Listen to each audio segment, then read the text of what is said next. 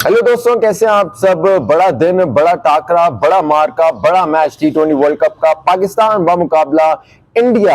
लेकिन इस बार जो है वो पाकिस्तान और इंडिया का टाकरा वैसे नहीं लग रहा जिस तरह से हम लोग जो है पिछले कुछ अरसे से देखते आ रहे हैं। हमें लग रहा था कि पाकिस्तान जो है वो अब टक्कर की टीम इंडिया के खिलाफ बनने वाली है, लेकिन जो इस बार हुआ पाकिस्तान के साथ, स्पेशली जो यूएसए के खिलाफ जो जिस तरह डिफीट हुई है, उसके बाद से पाकिस्तान और इंडिया के दरमियान जो एक वो राइवलरी है ना, वो उस तरह से इवन स्टीवन जो है वो नजर नहीं आ रही। पाकिस्तान की प्रिपरेशन जो है वो T20 वर्ल्ड कप के लिए उस तरह से थी ही नहीं कभी, क्योंकि हमने घर में न्यूजीलैंड का जो एफ स्क्वाड था उसके साथ हमने सीरीज ड्रॉ की थी। उसके बाद आयरलैंड से हम लोग पहला T20 हार गए थे, उसके बाद इंग्लैंड में जाकर हम लोग सीरीज हार गए थे। तो T20 में T20 वर्ल्ड कप के लिए पाकिस्तान की प्रिपरेशन उस तरह से थी नहीं, और यूएसए से जब हारे हम लोग तो उसके बाद से तो मोराल में कहता हूँ कि ऊपर से नीचे इस टाइम जो वो गिर गया। तो पाकिस्तान क्रिकेट टीम और इंडियन क्रिकेट टीम का इस टाइम जो वो जोड़ है ही नहीं, लेकिन फिर भी हम थोड़ा सा जो है वो इंडिया और पाकिस्तान के T20 वर्ल्ड कप न्यूयॉर्क में जो मैच है उस पर थोड़ी सी हम लोग बात करेंगे। देखिए,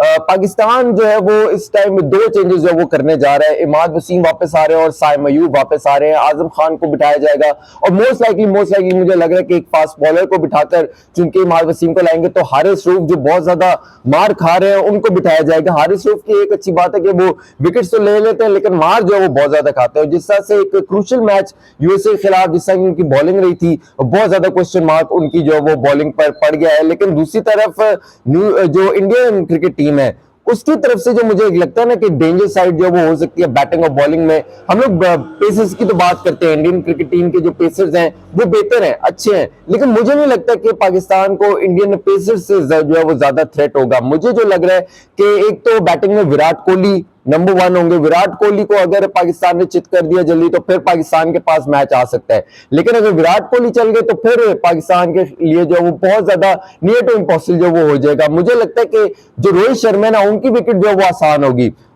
शाहीन अफरीदी होंगे, मोहम्मद आमिर होंगे, वो जिस तरह से वही लेफ्ट आर्म इन स्विंगिंग क्रॉस बन जाता है, पैड जो वो सामने आ जाता है, तो रोहित शर्मा उस पर एक्सपोज होते हैं। और यही चीज मोहम्मद आमिर भी और शाहीन अफरीदी भी कोशिश करेंगे कि रोहित शर्मा को इसी तरह एक्सपोज करें। तो मुझे नहीं ज्यादा लगता कि रोहित शर्मा कोई ज्यादा बड़ी थ्रेट पाकिस्तान के लिए हो सकता है। Virat Kohli is the only man जो थ्रेट हो सकता है पाकिस्तान के लिए। लेकिन दूसरी तरफ बॉलर्स में कौन थ्रेट होगा? मुझे ये लग रहा है कि बॉलर्स में पेसर्स ज्यादा थ्रेट नहीं होंगे पाकिस्तानी बैटर्स के लिए। मुझे ये लगता है कि जो स्पिनर्स हैं वो ज्यादा थ्रेटनिंग होंगे इंडियन स्पिनर्स पाकिस्तानी बैटर्स के लिए, क्योंकि पाकिस्तान है तो वैसे एशियन साइड, लेकिन ये एक बड़ी अजीब सी बात है कि being an Asian side Pakistan की जो है वो इन रिसेंट पास्ट बहुत ज्यादा फ्लॉज रहे स्पिनर्स के आगे। स्पिनर्स के आगे हमने बहुत ज्यादा विकेटें गंवाई हैं। इवन के हमारे जो बेस्ट बैटर्स हैं मोहम्मद रिजवान, बाबर आजम की आप बात कर लो, वो सब जो है स्पिनर्स के आगे थोड़े से हल्के हैं। तो मुझे लगता है कि जो स्पिनर्स हैं इंडिया के वो पाकिस्तानी बैटर्स को टफ टाइम दे सकते हैं और एक तरह से थ्रेटनिंग जो है वो हो सकते हैं। एक बहुत बड़ी बात है कि मोहम्मद आमिर और शाहीन अफरीदी वाला फैक्टर क्या आएगा काम, और अर्ली विकेट्स इंडिया की ले पाएगा या नहीं। देखिए, मोहम्मद आमिर से अगर हम एक्सपेक्ट करेंगे वो 2017 चैंपियंस ट्रॉफी वाली जो है वो परफॉर्मेंस दे, उस तरह का स्पेल करवाए, तो वो मेरे खास से ज्यादती है। तब के मोहम्मद आमिर में और अब के मोहम्मद आमिर में बहुत ज्यादा फर्क है। वो अब एफिशिएंसी उनकी उस तरह से जो कम हो गई है, फिटनेस भी उनकी जो वो कम हो गई है, तो हम लोग उस तरह से एक्सपेक्ट नहीं कर सकते। हाँ, वो जो फैक्टर है कि मोहम्मद आमिर का अगेंस्ट इंडिया वो साइकोलॉजिकल तो होगा। मोहम्मद आमिर जब बॉलिंग करवाने आएंगे तो रोहित शर्मा दूसरे एंड पर और विराट कोहली दूसरे एंड पर ये जरूर सोचेंगे कि यार ये वही नहीं स्पेल ने करा दे, इसका जो हमारे खिलाफ रिकॉर्ड है बहुत अच्छा रहा है। और दूसरी तरफ अब आप देखें तो शाहीन अफरीदी मोहम्मद आमिर दोनों ने बुरी तरह एक्सपोज किया हुआ है रोहित शर्मा को इन रिसेंट पास्ट, और अब जब दोनों एक साथ बॉलिंग करवाएंगे तो वो एक तरह से इम्पैक्ट तो मोहम्मद आमिर और शाहीन अफरीदी का इंडियन बैटर्स पर होगा। बिलखसूस जो रोहित शर्मा है उनके सर में ये जरूर उनके मेंटल एक होगा, साइकोलॉजिकल एक बात होगी कि यार ये दोनों जो है वो इनका रिकॉर्ड इंडिया के खिलाफ अच्छा रहा है और ये कम बैक कर सकते हैं, एक अच्छा स्पेल शुरू में करवा सकते हैं और विकेट निकाल सकते हैं। और देखिए, साफ सी बात है, न्यूयॉर्क की जो पिच है ना वो बहुत ही एक घटिया किस्म की पिच है, वो T20 के लिए है ही नहीं।